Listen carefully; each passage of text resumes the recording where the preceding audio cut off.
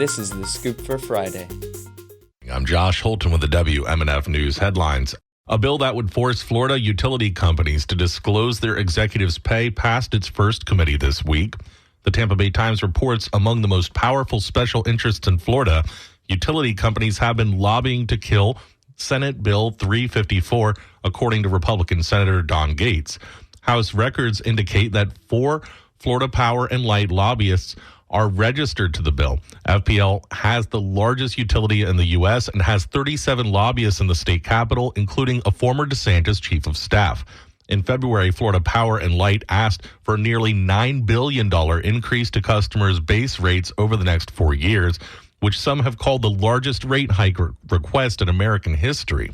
Lobbyists from the Associated Industries of Florida, which gets funding from utilities like Duke Energy and Tampa Electric, have also signed up to lobby on the House bill. Neither Duke Energy nor Tampa Electric lobbyists are registered to the bill. Yesterday, the Center for Biological Diversity filed a lawsuit against the U.S. Fish and Wildlife Service for failing to protect 11 different endemic Florida species. WMNF's Caitlin Serafin reports regulatory freezes have prevented protections for these species. Beginning January 20th, the Trump administration instated a regulatory freeze, halting new or pending regulations. Just 3 weeks later, 420 staff members from the U.S. Fish and Wildlife Service were fired. These actions are hindering efforts to protect 11 species who have been pending protections since 2022.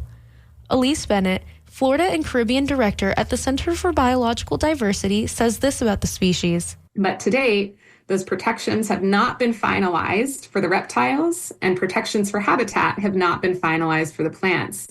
And so here we are with these species that the Fish and Wildlife Service has acknowledged are in trouble. They're facing extinction, but they're still not protected.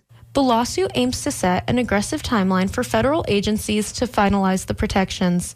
Caitlin Serafin, WMNF News. 100 bike riders commuted to work throughout Tampa yesterday in celebration of Florida Bike Month. The Bike to Work Ride and Rally in downtown Tampa highlighted new bike routes, which the city of Tampa announced in January. Tampa Mayor Jane Castor said she is working with City Council to encourage cycling. And ensuring that there are safe pathways to do that. As many of you know, we have added 130 miles of bike lanes in the city of Tampa, and trying to connect not only all of our neighborhoods, but also to connect to Pinellas County and to provide those options, not just for exercise or leisure activity, but also as a form of transportation to and from work or those other places that you need to be.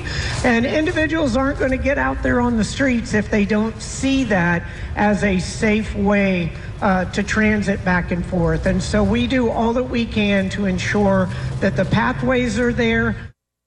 According to bike advocates, riding a bike to work instead of driving can reduce stress, help maintain a healthy weight, save money, and help the environment by reducing carbon emissions.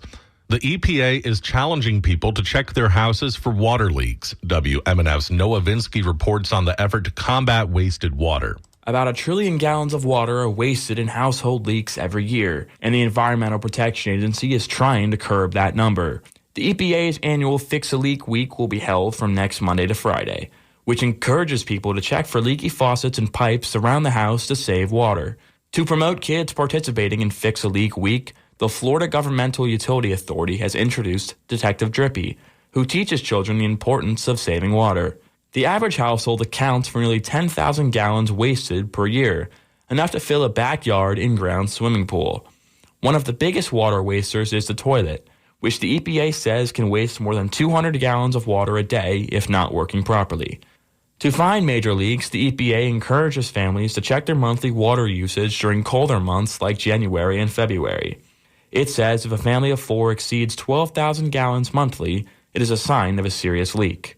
Noah Vinsky, WMNF News.